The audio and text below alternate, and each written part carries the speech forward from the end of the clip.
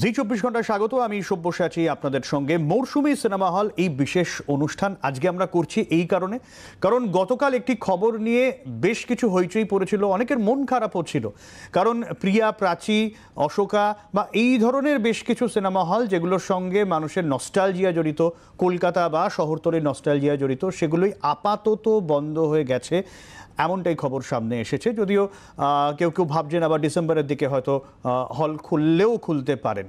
কিন্তু আমাদের প্রশ্ন হচ্ছে এই বিষয়টা কেন হচ্ছে, সমস্যাটা ঠিক কোন জায়গায় হচ্ছে সেটা আমরা খুঁজে বার করার চেষ্টা করছি।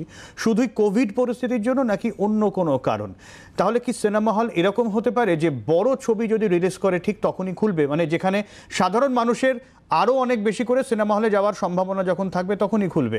এইটা নিয়ে আজকে আলোচনা করব। আমার সঙ্গে এই মুহূর্তে 4 জন গেস্ট থাকার কথা রয়েছে। আমরা এই মুহূর্তে যোগাযোগ করতে পেরেছি অরিজিৎ দত্ত, প্রিয়া সিনেমা হলের কর্ণধার। অরিন্দম শীলের সঙ্গে আমরা যোগাযোগ করার চেষ্টা করছি। বিদিশা বাসু, প্রাচী সিনেমার কর্ণধার, এবং রাহুল রয়েছেন আমাদের সঙ্গে এই মুহূর্তে।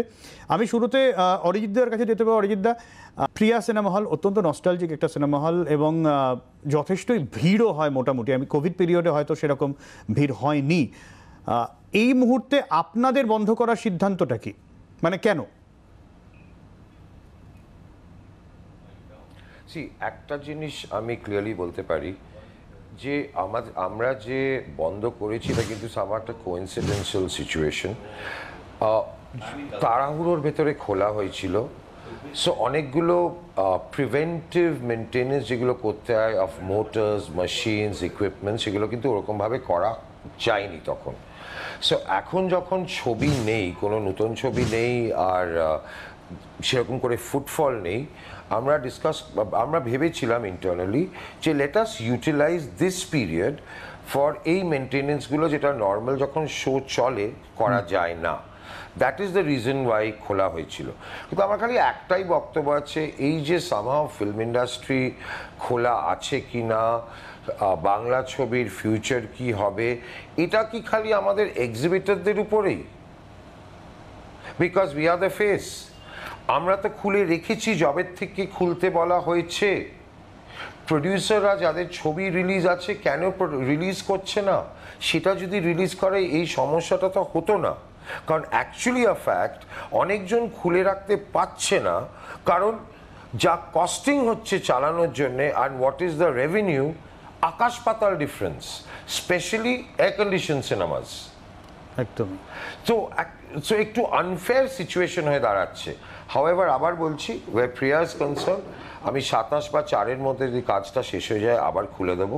It is not any other reason, but কয়েকটা মেনটেনেন্স কাজ যেটা আমরা রাত্রিরে কাজ করতাম সেটা আমরা দিনের বেলা ভালো করে নিচ্ছি। মানে সেটা কি আমরা এক্সপেক্ট করতে পারি ডিসেম্বর নাগাদ আবার খুলতে পারে, তাই তো?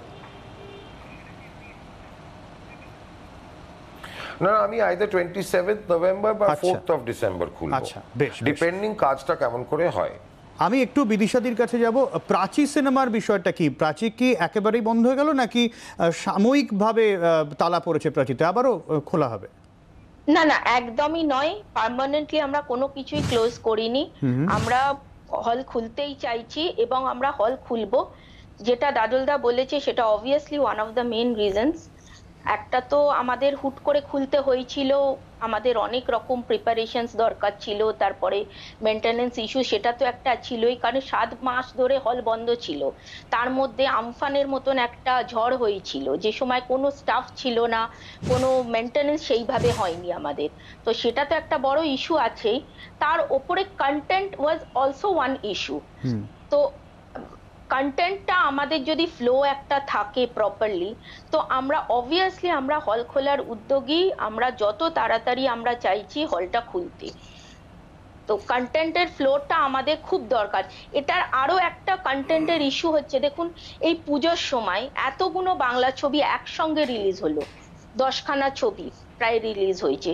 ওটা যদি একটুখানি আমাদের একটা রেগুলেট করে রিলিজটা হতো, তাহলেও কিন্তু এতটা আমার মনে হয় না কন্টেন্ট ক্রাইসিস হতো। কারণ বম্বে এমনি অলরেডি প্র্যাকটিক্যালি এখন বম্বে রিলিজ নেই, জাস্ট অ্যানাউন্স করছে কিছু রিলিজেস।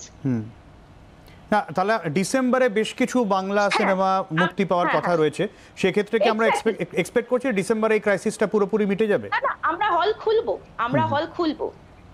এটাই আমাদের একটা জিনিস, বিকজ আমাদের যে হলগুলো এগুলো আমরা কিন্তু ব্যবসাটাকে পুরো আমরা এগিয়ে নিয়ে সিনেমা হলটাকে খুলে চালিয়ে যেভাবে অনেক রকম আমাদের ক্রাইসিস, বাট তবুও সেইগুলো দেখেও আমরা কিন্তু হলটাকে এতদিন খুলে রেখেছি এবং ফিউচারেও আমরা হলটাকে খুলবো, হল চালাবো। বেশ, But আমি এতে আমি সবার রাহুলের কাছে আসবো। রাহুল, গতকাল যখন আমরা খবরটা ব্রেক করি, আমি আজকে অরিজিৎ দা বা বিদিশা দিশা যখন কথা বলছি তারা বলছেন যে না আমরা পরে খুলবো, এই ধরনের সমস্যাগুলো হচ্ছে। কিন্তু গতকাল অনেকেই সিঁদুরে মেঘ দেখেছিলেন, কারণ আমরা দেখেছি একের পর এক সিঙ্গেল স্ক্রিন বন্ধ হয়ে গেছে। অন্তত আমি দক্ষিণ কলকাতা এবং শহরতলির কথা বলতে পারি, সোনারপুর, রাজপুর, টলিগঞ্জে, মালঞ্চ, মধুবন, তুমি জানবে বেশ কিছু হল বন্ধ হয়ে গেছে, গড়িয়ার, মহুয়া এই বন্ধ হয়ে গেছে, প্রচুর জেলা সিঙ্গেল স্ক্রিন বন্ধ হয়ে গেছে। ক্রাইসিসটা ঠিক কোন জায়গায় বলে তোমার মনে হয়?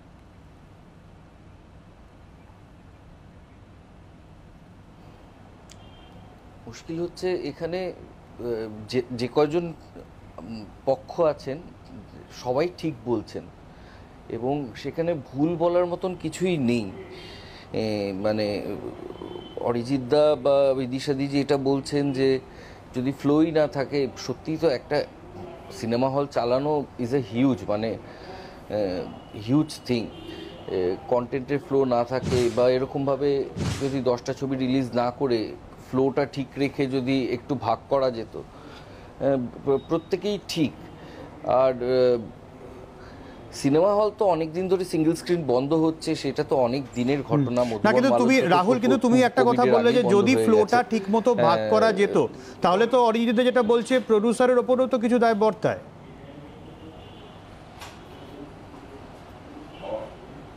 সবার উপরেই আমাদের দায় বর্তাচ্ছে, আর সবাই ঠিক বলছে। প্রোডিউসাররাও যদি তাদের পয়েন্ট থেকে বলেন যে আমরা কনফিডেন্স পাচ্ছি না বাকি সময়টায়, এমনিতেই লোকে বেরোচ্ছে না, পুজোর সময় যাও বা একটু বেরোবে, এমনিতে আরও বেরোবে না, সেখানে প্রোডিউসাররাও তাদের জায়গা থেকে ঠিক।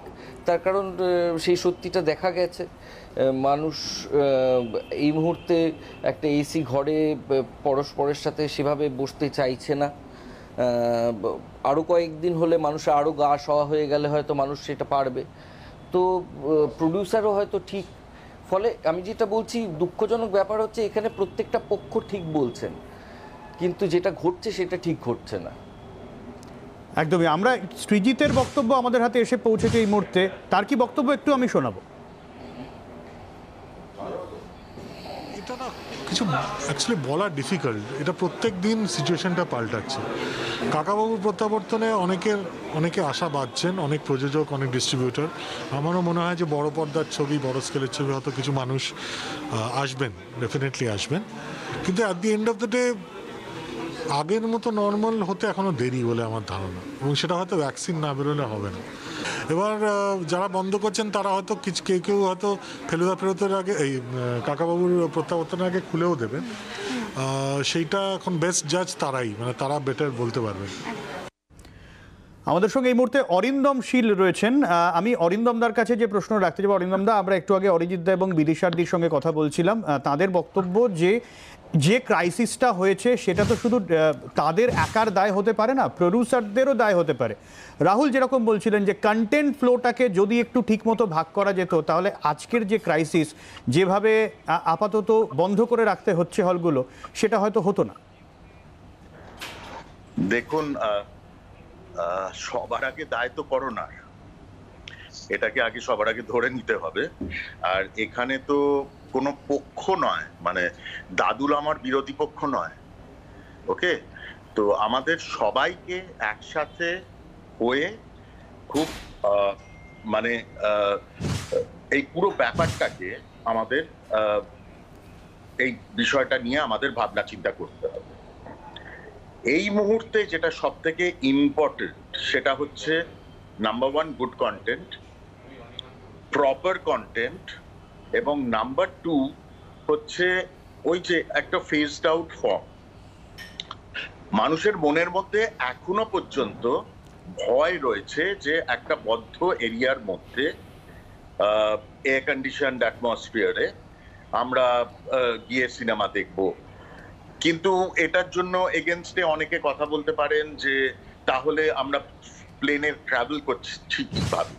তো আমি দুদিন আগে দাদুলের সাথে এই কথাই বলছিলাম যে যেমন ফ্লাইটে বলা হচ্ছে যে 99% of the air that is being circulated is free of virus, তো সেই রকম একটা উপায় আমরা এখানেও হলের ক্ষেত্রেও দর্শকদের জন্য বলতে পারি। এটা একদম, কিন্তু সেটা তো খরচা সাপেক্ষ যথেষ্ট, যে খরচাটা এমনিতেও উঠছে না। হ্যাঁ, সেটা মেনে নিচ্ছি, কিন্তু আজকে কোভিড টাইমসের ক্ষেত্রে আমরা যখন সিনেমা তৈরি করছি তখনও কিন্তু প্রডিউসারের 8-10 লক্ষ টাকা খরচা হচ্ছে only for sanitisation, insurance and other things. টেলিভিশনের ক্ষেত্রেও তাই ঘটছে। তো এক্সপেন্সেস ডেফিনেটলি কোভিডের জন্য ঠিক যেভাবে আমাদের বাড়িতেও এক্সপেন্সেস বেড়ে গেছে, আমাদের mask, sanitisation etcetera, social distancing maintain করে সমস্ত কিছু করা, সমস্ত কিছুর জন্য the cost of living has gone up because of Covid. It is not just cinema alone and we have to agree to this. এবার আমার বক্তব্য হচ্ছে যে এটা বোধহয় দাদুলও এগ্রি করবে যে একটা হল চালাতে গেলে তো একটা বেসিক খরচা আছে, এবং সেই খরচাটা তোলার জন্য a certain level of content is required। যখন পড়া হলো তখন একসাথে 10টা কি 12টা ছবি একসাথে ফেলে দেওয়া হলো। I mean, this responsibility definitely falls on the shoulders of the producers, and I agree to it. কিন্তু অরিন্দম দা, এটা তো পুরনো বিতর্ক, একসাথে এইভাবে যে ব্যবসা নষ্ট করা হচ্ছে বা ব্যবসা সংকুচিত হচ্ছে একসাথে এতগুলো ছবি, এটা তো আজকের বিতর্ক নয়। কিছু কথা বললে খুব খারাপ লাগে, বুঝেছেন? আমার তো এমনিতেই আমার বদনাম আছে এটার জন্য, কিন্তু আমি না বলে পারছি না যে এটাই তো সত্যি যে আমরা সার্বিকভাবে আমাদের ইন্ডাস্ট্রি নিয়ে ভেবে উঠতে পারি না। রাহুল যে কথাটা খুব পরিষ্কার করে একটা মোড়কে বলতে চাইছিল, সেটা আমি আরো খোলসা করে এই কথাটাই বলছি যে আমরা আমাদের ইন্ডাস্ট্রি নিয়ে একসাথে ভাবি না, এবং এই ভাবনাটা ক্রাইসিস মুহূর্তেও আমরা ভাবছি না। আমাদের প্রয়োজন এই ভাবনাটা, এবং এটা it's very important that right from the producers to the distributors to everybody, including actors, technicians, আমরা সবাই, আমাদের ফেডারেশন সবাই মিলে একসাথে আমাদের কোথাও একটা গিয়ে এইটার কথা ভাবতে হবে। আগামী 3 মাসের মধ্যে যদি হল, আগামী 3 মাস কি মানে এখন 1 মাসও সাস্টেন করা কি ভীষণ ডিফিকাল্ট হয়ে গেছে, এতগুলো মাস সাস্টেন করে এসেছে। সিঙ্গেল স্ক্রিনের ক্ষেত্রে যে 200-250টা সিঙ্গেল স্ক্রিন কোভিড হওয়ার আগে অব্দি ছিল কলকাতায় এবং পশ্চিমবাংলায়, আজকে কোভিডের পর সেই 200-250টা সিঙ্গেল স্ক্রিনও খুলবে কিনা সন্দেহ আছে। যে কজন প্রিয়া সিনেমা হলের কর্মচারী, তাদের মাইনে নিয়ে একটা কথা শোনা যাচ্ছিল, বা সিনেমা হলগুলোর সার্বিকভাবে কর্মচারীদের মাইনে দেওয়া বা পার ডে এরকম নিয়ে একটা আলোচনা হচ্ছিল। প্রিয়া সিনেমা হলের এই বিষয়টা কি, কর্মচারীদের কোনো অভাব অভিযোগ বা কর্মচারীদের মাইনে দিতে কোনো সমস্যা? আমার তো মনে হয় না আমার কর্মচারীরা কিছু বলতে পারে এটাতে। Majorly lot of them utilise হয়েছে বা রিডিপ্লয় হয়েছে, সো এটা তো হতে পারে না। কারণ আমারটাতে তো হবে না, কারণ আমারটা তো বন্ধ হওয়ার কথা না, আমি তো মেনটেনেন্স করছি। So most of my people, ক্যামেরাও কিন্তু নিচে গেট থেকে উঠে এসছে আমার অফিসে, দেখেছে যে গেটে যতজন থাকার কিন্তু ততজনই আছে, এখনো ডিউটি করছে। So there is no question of যে কর্মচারীদের কি হবে। 1 number, they will be deployed if suitable, otherwise কয়েকজন হয়তো এই সপ্তাহটা বা 2 সপ্তাহটা বাড়িতে থাকলো। We have not said we are not going to pay. 1 number.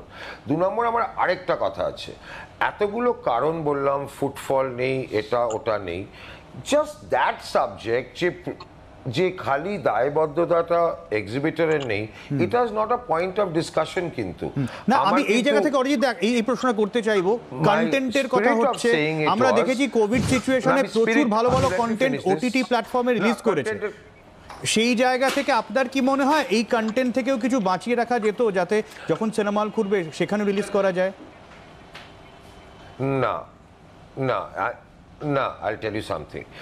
It is entertainment industry is evolving. আমাদের বিগ স্ক্রিন ছিল, তারপর টেলিভিশন এলো, তারপর ভিসিআর এলো অ্যান্ড সিডি প্লেয়ার এলো, এখন মোবাইল ফোনটা এলো। It is increasing the talent pool.